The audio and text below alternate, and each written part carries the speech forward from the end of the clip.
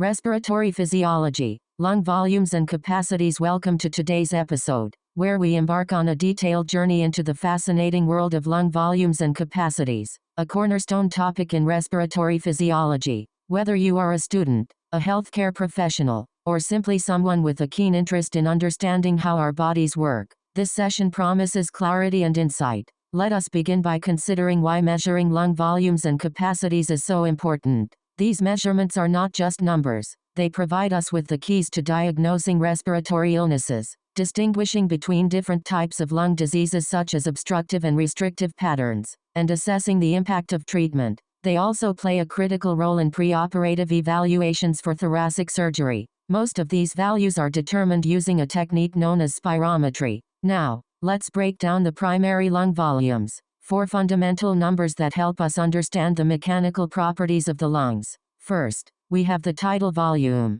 This is the amount of air taken in or expelled from the lungs during a normal, quiet breath. In a healthy adult male, the tidal volume usually measures about 500 milliliters. It is a direct reflection of the depth of ordinary breathing. Next comes the inspiratory reserve volume. This is the extra air that you can intentionally inhale with effort, after taking a normal breath in. In adults, this reserve is typically around 3,100 milliliters and becomes especially important during exercise or situations that require increased oxygen intake. Our third volume is the expiratory reserve volume. Think of this as the extra air you can expel with force after breathing out normally. Under typical conditions, this volume is about 1,200 milliliters, providing a measure of the reserve for forced expiration. The fourth and final volume is the residual volume. After you have expelled as much air as possible, the lungs are never completely empty. About 1,200 milliliters of air remain, ensuring that the alveoli,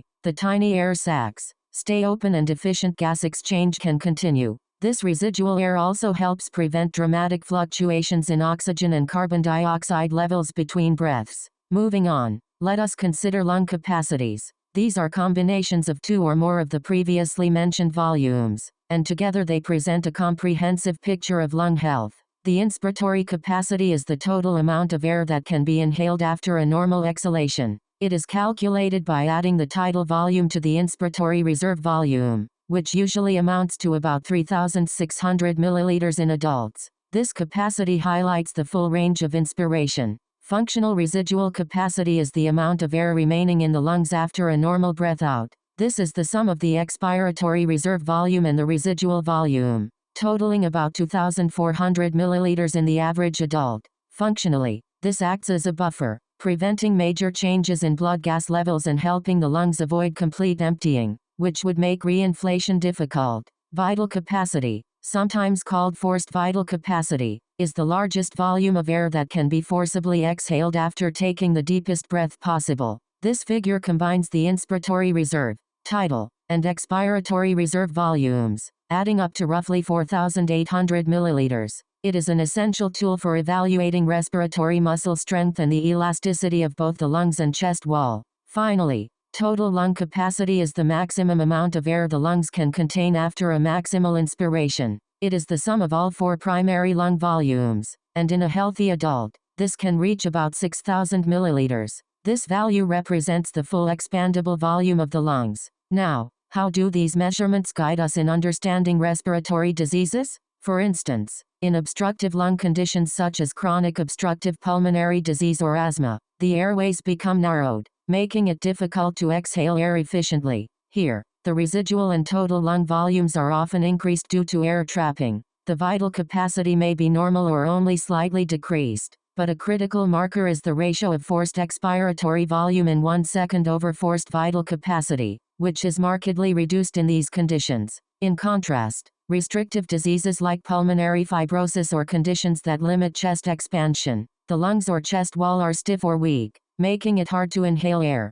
All lung volumes and capacities, including the residual volume, functional residual capacity, and total lung capacity, are reduced. The ratio of forced expiratory volume in 1 second to forced vital capacity, however, is usually normal or even higher than normal. The key takeaway is this: in obstructive diseases, the main problem is getting air out of the lungs, leading to increased residual and total volumes. In restrictive diseases, the primary issue is getting air into the lungs, resulting in decreased volumes and capacities across the board. To truly grasp these relationships, it helps to visualize them on a spirogram, a graphical representation of the changes in lung volumes during different phases of the respiratory cycle.